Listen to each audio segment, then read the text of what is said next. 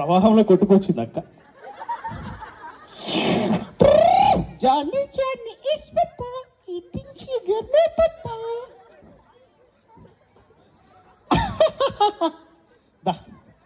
చంద్రబాబు నుంచి ఎప్పుడో వచ్చారు పాపం, ప్రయాణం చేసి